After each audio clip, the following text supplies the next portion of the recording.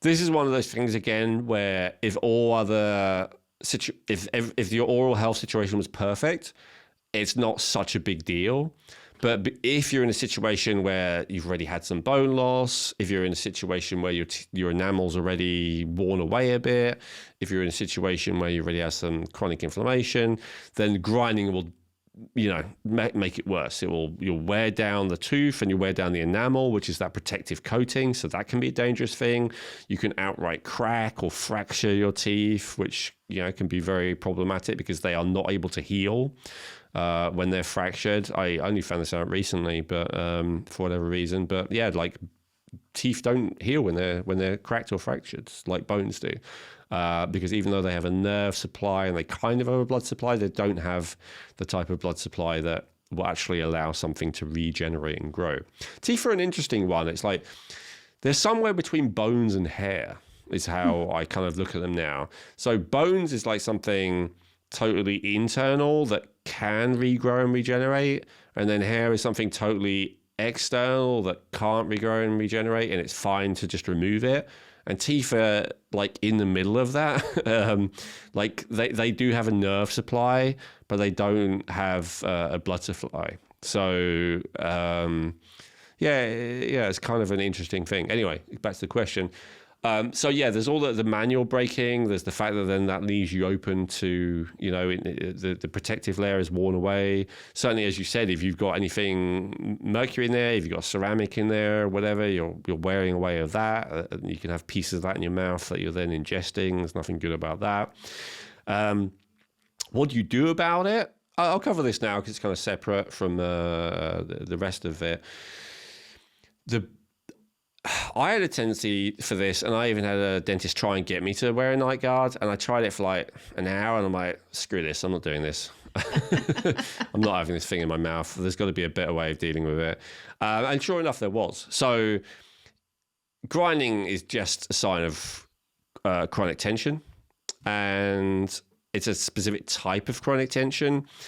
And this is kind of a big conversation. We talked about this a little bit in the chronic pain episode. We could say it is a neurochemical pathway that creates a habit. So clenching is usually associated with a few different things. It can be anger, especially held in anger, like like you'll see an animal like when it's growling, right? If it's snarling, it's clenching its jaw while it's doing it.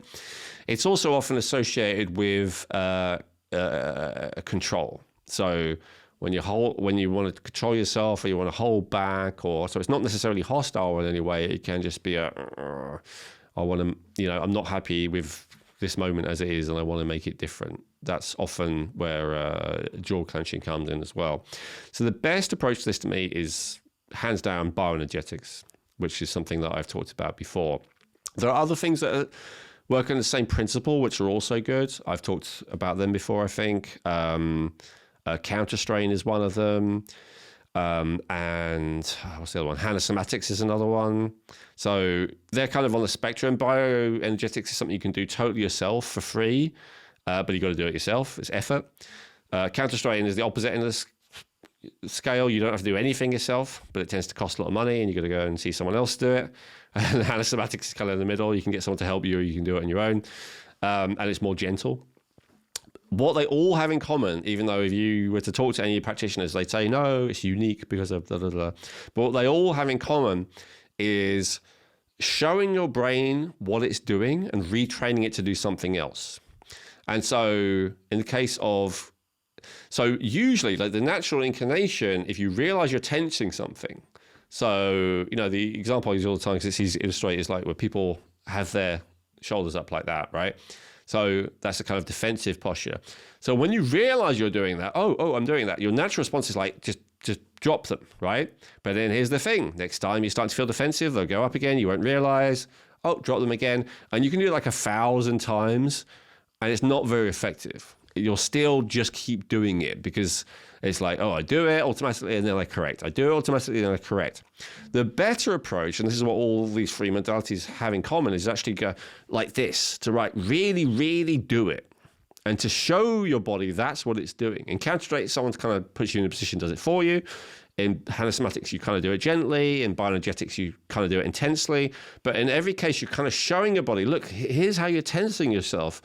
And then you're showing it, and then you're bringing so much awareness there that the brain becomes aware of that area and goes, oh, and then showing it how to relax. Hey, hope you enjoyed that clip from the Rejuvenate podcast.